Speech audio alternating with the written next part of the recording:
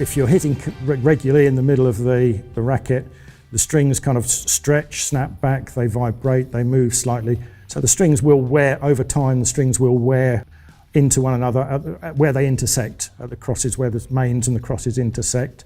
And just over time, the string wears away and eventually, bang, it will go. The other thing that does sometimes happen in badminton is the strings start to fray. So the outer casing just kind of starts to peel away. And that's a sign that the string's nearing the end of its life, and it would be better to get it restrung before it goes of its own accord. For an average player, if you see the string starting to wear, then yes, get it restrung. The most common reason for string breakage is mishitting the shuttle.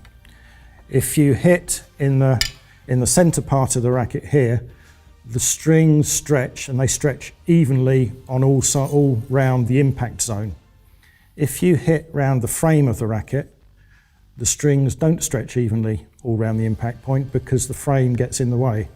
And that kind of shock as the strings try to stretch and the frame and the grommets stop it will actually can cause the string to break. So if you have your racket strung at a high tension, then it's far more likely that the string is going to break if you mishit around the edge of the frame. And that happens a lot. It's also not uncommon, and particularly with casual type players, to find the string breaks on the outside of the frame. And that can be caused just simply by trying to scoop the shuttle up off the floor, or maybe because the casual players don't have great core stability, so they almost use the racket as a crutch to kind of push themselves up when they lunge at the front of the court.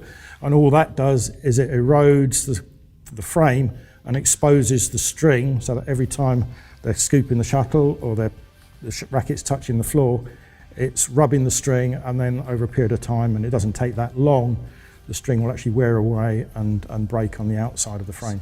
Because it's a gradual process, you don't always notice it straight away, but if you've got some sort of measurement, it will show you that you're now having to work harder, the strings aren't doing as much work for you, time to get your racket restrung. And I would say there, make sure you do get it restrung, don't repair the strings. I do get people asking me, can you put an odd string in?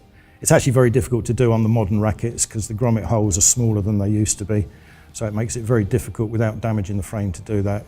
And apart from that, you're just wrecking the tension. You're not going to have even tension over the whole of the racket. So it's really a pointless exercise. So if the string breaks, take it to a stringer, get the whole thing restrung.